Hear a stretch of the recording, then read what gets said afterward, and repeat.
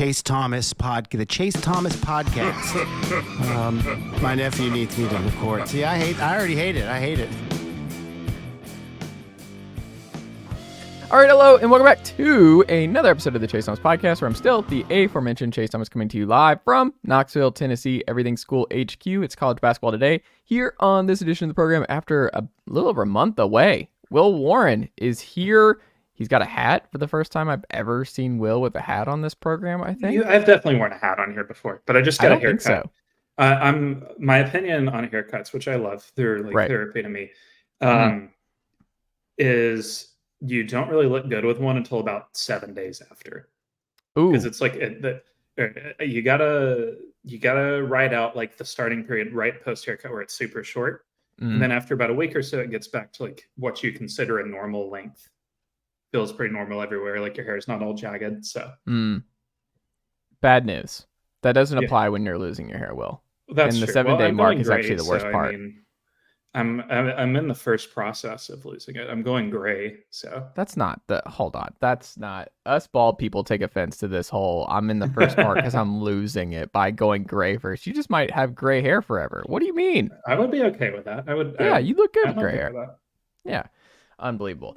Will Warren, good to see you as always, my friend. And I think you're responsible, specifically Will Warren, Stats by Will, statsbywill.substack.com. Subscribe today if you're not already. It's the best time to do so.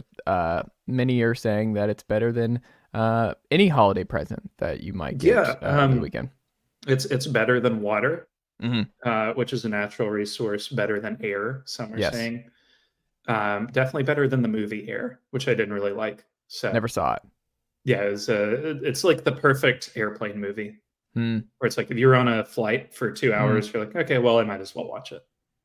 Okay, there you go. And that it's up there with X-Men 2, which was always I went on like for whatever reason 3 planes in a row where that was like. Do you remember when they used to like make everybody watch the same movie on the overhead?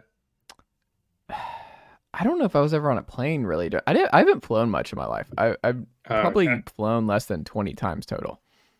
I've definitely flown more than 20 times. But they used to have like a little overhead monitor, and everybody would watch the same movie. And for like 3 flights in a row, it was X-Men 2 from like 2004 or whenever that was. I don't think I've ever seen an X-Men movie. First one's good. Okay. That's all I got. I don't think I have. Well, don't forget, folks. Will and I do this every Thursday on this program during the year, unless there are things that mitigating factors. But generally speaking, we try to do this every single Thursday on this very program. You can watch this episode right now. And if you're watching this on YouTube, thanks for checking out the program. YouTube.com/Chase Thomas Podcast. Like and subscribe.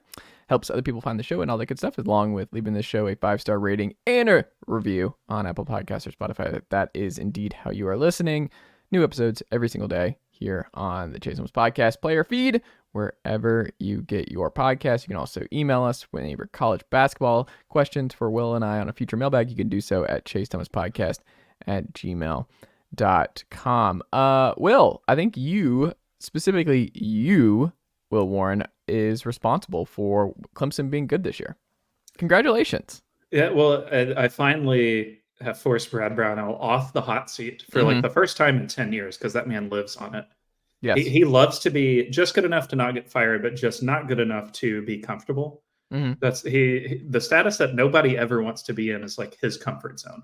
Yeah. So, but I mean, they're good. Some people are like saying they're a top 10 team. I don't agree. Their resume's top 10, sure. I mean, they've had a really great non-conference slate. I mean, when your only loss is a 2-point loss to a Memphis team that pretty much everyone agrees is like one of the 20 or so best teams, not a bad non-conference run for you whatsoever. The surprise, I think we all knew PJ Hall would be good. He looks like a legitimate first-team All-American. Definitely says something that his closest stats comparison per Torvik is Player of the Year edition Luka Garza. So, I mean, he's having quite the year, but I thought their defense would be terrible because it was last year and they returned most of the same pieces. And generally when you do that, like the defense doesn't really take a big leap. It just, you are what you are. You might be more efficient on offense and they've been about the same, but the defense has really leveled up. Rim protection has been awesome. Hall has really stepped it up on the defensive end. And he's still got some fouling issues. He commits almost 5 per 40 minutes, which isn't great, but he's done a really good job of just staying on the court in general this year. If he can stay out of foul trouble a little bit more, this is going to be a dangerous team in March. I can't shake the feeling that they're going to play, because I think, like barring an implosion, they're going to be a 4 seed at worst. Just because they build up such a good resume and the ACC is not very good, that like if they go 14-6 or better, they're going to be a 4 seed at worst. They're going to have a good resume, but it's hard for me to shake the thought of like them playing a 5 seed, Hall getting 2 fouls in the first 5 minutes, and then what do you do? Because they're not a bad team when he's off the court, but they're clearly not the same. It's not as good of a group. Joe Girard has really held up strong. Ian Shefflin, who is the backup center and also power forward, has done quite well, especially in the boards. He is a monster rebounder. But it really does revolve around Hall for me. So they're going to go as far as he can go, which is to say, I like them as a top 25 team. I don't know that I like them as like a dark horse Final Four contender like I've been seeing, unless it is a deal where Hall is like not going to get in foul trouble and is going to play 35 plus minutes in every NCAA tournament game. Would this be, so when was the last, like, what's the history here? If they finish the top 4 seed, like what's the most recent comp to any Clemson team for in the past to where they are right now? Well, they made the Sweet 16 in 2018. But they weren't a 4. What seed were they? They were a 5. So that team was about equivalent to this. They were worse on offense, but better on defense. But the closest comparison to this one, you got to go back to when Rick Barnes was the head coach in the late 90s. Very good offense, questionable but workable defense built around a couple of key stars. Those teams, 3, 4, 5, 6 seeds, that's kind of their range for me. I wouldn't be surprised if they take not a nosedive, but maybe a hair, like a small step back where they don't win as many close games. They, they do have like some tough games in the ACC. You still got to go at Duke, at UNC. And then there's some other tricky pieces like, at Virginia Tech's not an easy task. At Wake isn't easy. Even at Syracuse is not going to be a walkover. So they're going to lose a few games here and there. But again, when you've built up the resume they have, where you've got, wins over Alabama on the road, Pitt on the road. I guess Pitt's a conference opponent, whatever. But, TCU at a neutral. You only lost by 2 at Memphis. That's not a bad result whatsoever. They're really going to have to blow it to not get a 4 seed. So I like what they've done a lot. And it's a good story, too. It's just nice to have somebody other than Duke, UNC, or Virginia, or I guess Miami, get some headlines in the ACC. Absolutely. Bad headlines, though, in the ACC, Will Warren. The Kenny Payne era in Louisville, where it was great to be online last week. Rare time to be online during Player X watch, being whether or not he was forced into the portal, whether or not he was attending the game as a fan, where he was going to be a certain player, and then just real insane stuff that you would never guess or never suspect to see in a Power 5, Power 6 type environment. And it's a mess. Louisville, still quite bad.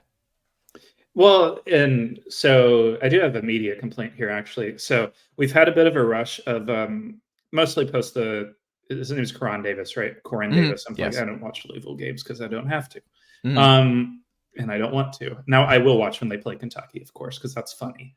But there's like this rush of like after that and after the Tyler Johnson thing where he didn't have the tights, which I wish he didn't have to pay to use like the Trump AI voice things, because I would love to run the Kenny Payne quote about Tyler Johnson's tights through that and just see how it comes out. I think it'd be very good. So that's a request for somebody who pays money for that. But there you go.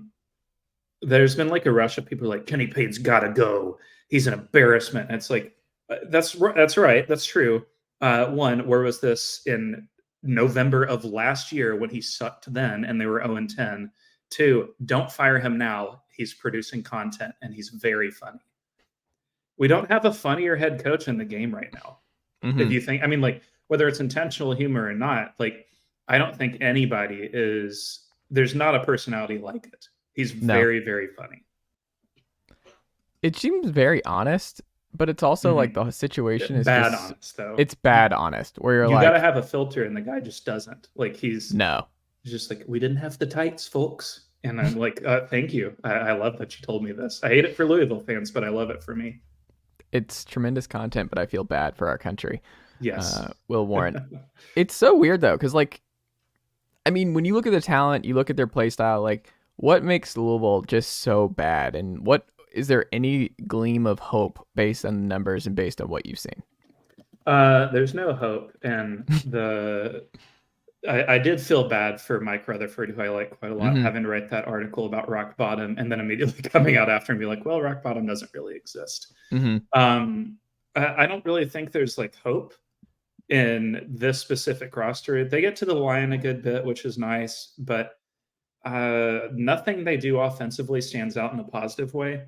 They're mostly just kind of waiting around and seeing like, okay, Sky Clark, let's see what you can do. Or they did have like the first good game from Brandon Huntley Hatfield in a Louisville uniform the other day, which was nice. But it's weird where like they've got pieces, but none of them really seem to fit together or want to fit together. And you read these quotes from coaches or like sources around the program or whatnot, and they're like, the practice I went to was just like the driest and worst practice I've ever seen. And they don't seem to be doing anything constructive. It's just like they're still learning the basic fundamentals. And it's like, how are you doing that when you're the Louisville head coach? I mean, they have the talent. Like if you just tossed in, I mean, like literally any average D1 head coach, we'll just say like a guy at, like the guy at Charlotte, I'm just pulling a team out of thin air. They're not going to be 200th in Ken Pom. They're just not. They're going to be a little more well put together. They're not going to have their coach coming out saying they have the wrong tights or that they may or may not be in the program or they may or may not have been in the stands. It's just like these very basic things. And you know, like people do the whole coach speak thing about like, it's a different world when you slide 3 feet over from the assistant's chair. And it is like, you're responsible for so much more, but you're not responsible. If you're responsible for so much more, you got to delegate. Like this is basic management skills that he doesn't seem to have. And whatever he's delegating to the assistants, it doesn't seem like it's getting through to the players. So it's a catastrophic failure from top to bottom. And I know like they don't really want to make a move in season, but you kind of have to at this point, to not just for the players, but for the fans, because you tune into these games, there's nobody there. That trickles down outside the building to where like, I don't know if you've been to the Yum Center in Louisville, but they have like a line of bars and restaurants right outside on the street. And Brendan Quinn ran an article today at The Athletic about how like they're having their worst months ever, like business wise, because no one's going to Louisville games. Louisville women's basketball has a higher average game by game attendance in terms of actual attendees than the men's team does right now, which is good because the women's program is good. But that kind of goes to show you where it's at, where like it was just 3-4 years ago where that house was packed for literally number one Louisville under Chris Mack. And so I think if you fire him, like we'll just say in a week or whatever, just pick a day out of thin air, that doesn't fix anything really. It just kind of like you're shoving the mess on somebody else. But that at least takes away the giant orb of sadness surrounding your program, to where it's like, okay, we don't have Kenny here anymore. We can start thinking about the future. And now when we're going to the games, we're not supporting Kenny, we're supporting the players on the roster. And that does meaningfully change the equation a little bit for if you want to go to a game. The biggest first month surprises for you, or surprise for this college basketball season, Will Warren, is what? 3 positives and 3 negatives, and we'll run through them quick. The positive ones, 2 are pretty well on the radar and 1 isn't. Indiana State and BYU are obvious ones. I think Indiana State looks freaking awesome. Their coach, Josh Schertz, was formerly at Lincoln Memorial, a Tennessee school, runs the exact same system. It's like if you find yourself a little puzzled by watching Alabama's like it's as efficient as that, but like Alabama's more one-on-one, whereas this is more like off-ball movement and less like maybe less NBA style, but more like optimized for the college game, that rim and three system. Indiana State is your team to watch. Lovely basketball team. BYU is just fun as hell. Like, they play super fast. It's all in transition. If you don't get back in transition, they're going to knock down threes on you. I don't know that they're a top 5 team, but they're quite good. And then Princeton has kind of flown under the radar here a little bit, as has the whole Ivy League, which looks really good this year. Negatives, I'm going to skip over these really quick because they're all kind of sad in their own way. We're going to get to Vanderbilt later. They're going to deserve their own section. But Maryland has been a really crushing disappointment for me. Hakeem Hart tied more of that team together than I thought. And they, like, the freshmen have not come along. That is a real mess. They are awful to watch offensively, shooting 27% from 3. And then UCLA, quietly very bad, 5-5. Very young team, very inexperienced. I'm not shocked by that. But Didn't this they is lose to someone really bad yesterday or 2 days ago? They lost to Cal State Northridge, who's not good. And it's not to say, like, I mean, 4 of their losses are quite defensible. So they've lost to Marquette, Gonzaga, Nova, and Ohio State all away from home. None of those are bad losses in a vacuum. But these are their wins. St. Francis, Lafayette, LIU, D2 Chaminade, and UC Riverside. No team inside the Ken Pom top 250. So it feels like it's going to be a really long year for those guys, and they just don't have anything going for them offensively. No shooters. It's all just like pounding the paint and hoping they can hit post-ups, and it's a brutal watch. Tough. Yeah. Vols best 5. Speaking of tough, after we're taping this before the Vols play tonight against Tarleton State. I'm sure it's going to be a lot of fun watching what the Vols are going to do. Rick Barnes might get mad again in the second half. We'll see what Tennessee looks like for the full game here. Probably a lot of young guys that we'll get to see again. But Will, I've been wondering back and forth on this, and let me just, in the interest of full disclosure, Jemai Mashak's one of your 5 best players. I don't think you can run away from this. I think he is awesome. I love Jemai. He's just, he does everything I want. He makes winning plays. He's someone I want on the floor in crunch time. He knows his role. Like, he's not going to take crazy shots. He's not going to do anything to really hurt the team in any kind of crazy way in the half court. I trust him at the line in critical moments. I trust him, obviously, pressing and everything else and guarding the opposing team's best player. I just don't know where he fits, and maybe it's just night to night. It depends, and Barnes has already been pretty flexible on that front of what he'll close with. I mean, Dalton Connect having a tough game, and it's like, I'm still just not going to throw him out there if he's just doesn't have it. So I think Barnes is very fluid there, which is good. But I don't know. I don't know who the best 5 for the Vols is to this point in the year. Do you? So I think it kind of is just like the starting 5, I think, is their best 5 at the moment. Where it's Ziegler, Vescovy, Triple J, Connect, Adu, or we'll flip Triple J and Connect, but you get the picture. The 2 through 5 there, I actually think should be in pretty much every closing lineup, barring them like having a real stinker or something, or like being hurt. Triple J, Adu, Vescovy, Connect, all should be in like a closing 5, which kind of leaves, like, obviously Ziegler played quite well against Cincy State, easily his best game of the season. Probably his best since the Mississippi State game last winter, when I think he scored 27, something like that. But that was his literal first good game of the year. And obviously he's coming back from injury, so you get some grace there, and maybe that's one where he flips the switch. But at the same time, maybe it isn't. So I think there's gonna be, I'm gonna say 4 pretty consistent pieces, maybe 3 with Adu being the swing piece if he's in foul trouble. Where it's like Triple J, Vescovy, and Connect are going to be in pretty much every best 5 you have. Because it's like, even if Vescovy's not hitting threes, he's amazing defensively just because of his motor. Connect can go and get a bucket. Triple J has been the best all-around player this season. I don't think that's a real question. And then it's like, okay, if you want to go small, maybe you play Mashak and Ziegler. If you want to go double big, you can play Adu and Awaka together. Not my favorite, but they've done it and gotten away with it against certain teams. Mashak is an option. Ziegler is an option. So I think today it's going to just depend. It really kind of, the question rotates for me around, like, has Jordan Gainey made a 3 in this game or not? Because his playability to me is pretty much entirely dependent on that. His defense is fine. I don't think he's been bad on that end. He doesn't, and I like that he never seems to get down on himself. He's never really frustrated or upset that he misses a shot. He just is like, okay, I'll take another one. It's fine. He's got a very Nick Young quality to him.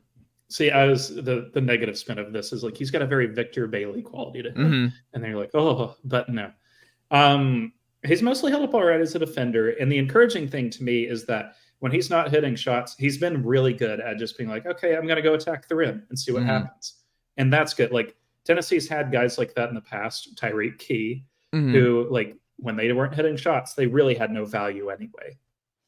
Whereas like Gainey still provides some amount of it, but he's got to not go 23% from 3 in a 5-game stretch when it matters, which is where he's been at the last 5. He's 5 for 22. So I don't know. I think my official answer as of now is the main starting lineup.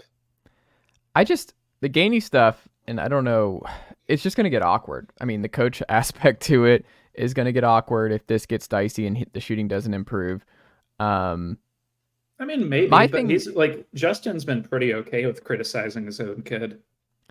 It's one thing to do it, but it's like, do you have to sit him? Does he have to go to the end of the bench? Because here's my thing. Dillione has to play, and Barnes has to get okay with Dillione going through the lumps. Like, I think he is just, you need guys, especially when Connect has those off nights that he's going to have.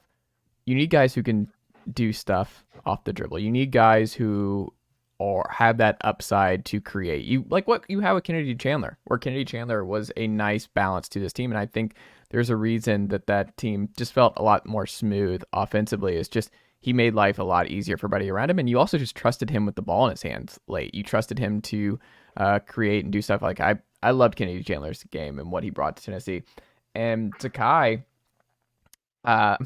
it's been rough up until the NC State game with his return. We'll see. You just have to force feed Dillione. I think he has the most upside outside of all the young guys in terms of what they can be as an individual creator.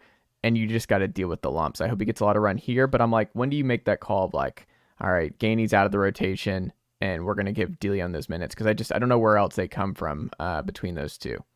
Well, I don't disagree. But at the same time, Dillione has been easily the worst defender on the team. Yeah, but you got to live with that. He is still going to be pretty good defensively. Yeah.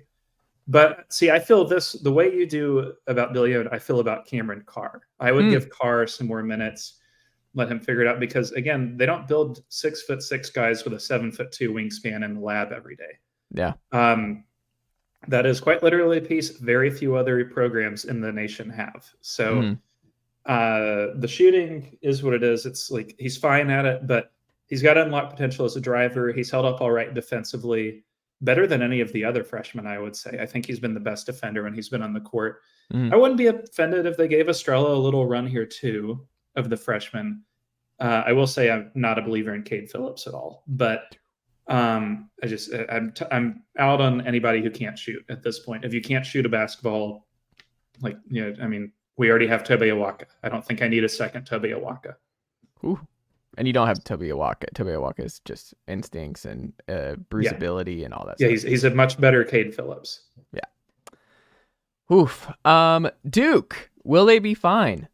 Ultimately, Will Warren. Why or why not? Yeah, I mean, I'm still buying them as, I think they're the co-best team, if maybe a little hair under at the moment, in the ACC alongside UNC. I think UNC might have edged ahead just because RJ Davis looks like the best player in the ACC right now. But I will admit, I'm kind of waiting to evaluate them until Proctor comes back from injury, because he's been in and out of the lineup. They sat him the last 2 games. Seems a little unclear when he's going to come back. He got massively overhyped heading into the season. I don't know if you saw the stuff about where he was like a first-team All-American. I was like, whoa. He might not have been like a top 2 player on last year's Duke team. I think a lot of it's just his pedigree coming into his pedigree, and I think people get bored and they're just like, well, I don't want to like say stuff about Phil Pascal all the time, so let's pick a different guy. But it's a good sign that they added a big neutral site win over Baylor without him.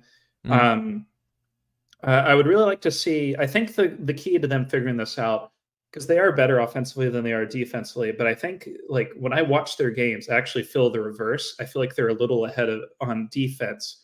The offensive function kind of seems to be more of like they're, like Filipowski's bailing them out or Mark Mitchell's getting a huge offensive rebound. Like it doesn't seem as functional as it looks statistically to me. And defensively, I think they've actually held up quite fine. They do a really good job of slowing teams down and forcing them to use the whole shot clock. I would like to see them push the pace more in transition off of rebounds. Much like last year, I thought they were worse the slower the game was. They need more, like, they don't need to play like a true Roy Williams style UNC team, but something of that ilk would help them where they play more up and down games to emphasize the talent advantage they've got. Because right now, they haven't really like had a bad loss. Like I don't think losing to Georgia Tech is as bad as everybody says it is. Like, okay, I mean, yeah, they lost, but they also had a pretty catastrophic shooting day out of nowhere. That happens in college basketball. It's college basketball. I mean, like no one's going to be offended if you lose to Arizona or Arkansas on the road. Who cares? But they got a favorable schedule coming up. They really could rattle off like 9 wins in a row coming up here because the toughest opponent is Clemson and they're at home. I mean, they could go undefeated in January and then we're talking about like top 7 Duke or whatever. So I don't feel the worry with them yet. But again, they need to push the pace a little more. I want to see the guards get out in transition a bit more. Maybe like having Filipowski limits that a little bit. But Filipowski's not a bad rim runner. And he's played like an All-American this year. So it could help him even get to the line more if they push the pace. We shall see, Will Warren. Final thing here, and we'll save some stuff for next week's show, sir. I thought you would enjoy this. Most fraudulent team that you've seen other people get really in on, like a lot, that you're like, frauds. They're not as good. It's not real. It is a mirage. Who is that for you? 2 ways of answering this, because I think there's fraudulent in that you're not top 25, and there's fraudulent in that you're not a title contender. Easily most fraudulent top 25 team is Ole Miss. I'm sick of hearing about these guys. They have fallen, actually, from their preseason KenPom projection. Like, they open up the season 82nd. They're currently 85th, and they're undefeated. What does that say about you? To me, it says you're not good. Because I want to remind you of a little team that did this exact same thing last year. You remember a team that went 12-1 in non-conference play and then 3-15 in the SEC? That was LSU, who did this exact same thing under a year 1 head coach last year. Now, I don't think Ole Miss is quite in the same dire roster position, but like they don't rebound well at all. They're getting demolished on the boards. They don't really create easy buckets. They're enjoying a very healthy, positive 3-point percentage distribution. They are plus 11% on threes right now with a roster that doesn't really have many good shooters on it. So I don't think that's going to hold. But at the same time, 11-0 is 11-0. Probably going to be undefeated when they play Tennessee. It's going to be really funny when it's undefeated Ole Miss, at that point, like 21st or whatever in the polls, and they're like a 15-point road underdog. I mean, that's incoming. So, but team that people are claiming as a title contender, and I don't really buy. I don't like doing this because I know the risk of saying this out loud, but I think it might be Kansas.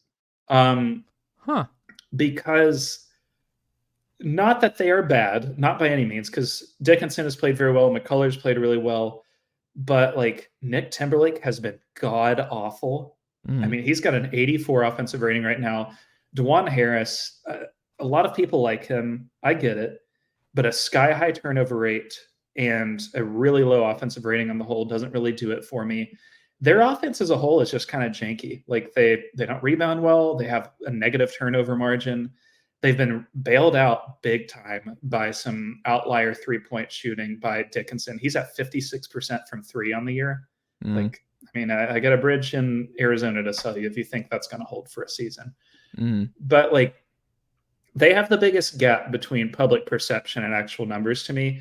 And I do think genuinely if you watch them play, they have a bit of, I don't know how else to put this, but like NBA day 1 title contender syndrome, where like they know they can just flip the switch with like 6 minutes left. And I watched this happen against Indiana. They played like garbage for 32 minutes. They looked up at the scoreboard and they're like, all right, guys, let's play. And then it was all at Kansas from there. And so maybe come March, they'll be fine in that regard. And it's just like, okay, now they know they can turn it on. But right now, they're not very convincing to me, because you look at this list of games they've played, and yeah, I mean, they've got some impressive wins, UConn, UT, Kentucky. That's some really unimpressive performances too. Like, they had to come back from 15 down against Kentucky, got blown out by Marquette, really struggled against an Indiana team that I don't think anybody's buying right now. Really struggled against Mizzou, really struggled against Eastern Illinois. I mean, they're give an F, kind of just like really waxes and wanes depending on the game. And again, maybe come March, it's fine, but I feel like this is a really good Big 12. That's going to get them in trouble against some teams that they really shouldn't be in trouble against. I like it. Will Warren, what can the good folks check out from you over at statsbywill.substack.com today? Well, we're taking a little vacation for the Christmas season. One of your questions on here did actually prompt me to maybe write a piece in the meantime. There you go. Jerry Stackhouse and the podcast just pushes you to pieces. It's just kind of thinking through stuff. There you go. I like that. Because I am fascinated by Vanderbilt, because that's like shocking badness. Like I didn't think they were going to be very good in earnest there. I thought they'd be another, like, you call them the Wednesday teams, like the 11th through 14th seeded SEC teams that play on Wednesday in Nashville. I thought they'd just be a Wednesday team again, but I didn't think they'd be as like Louisville bad. So that could be something I explore. But lots of good pieces. Wrote about the Alabama-Arizona game this week. Weekly watch list. I wrote about Houston's defense, including a specific piece of it that makes it hum the way it does. So lots of good stuff there. Running a deal during the holidays, $15 a year, just $15. I think that's what movie tickets go for this year. Movies kind of suck now, so instead of like going to see, there's some good movies there. There's like two a year. You get like two good movies a year now. There's no place for a Men in Black anymore. None in this economy. I'm shaking my finger like an old man. They don't have good original blockbusters anymore. It's just superhero crap. That's another podcast. But anyway, no, lots of good stuff with the Substack. Yeah, a lot of good stuff coming. Feed me your ideas. I'll answer questions on the twit. And yeah, I think I might just have to write about Vanderbilt. Many are saying he wouldn't do it, but oh boy, he might. There he goes. Will Warren, always a pleasure. Happy holidays, my friend, and I'll talk to you very soon.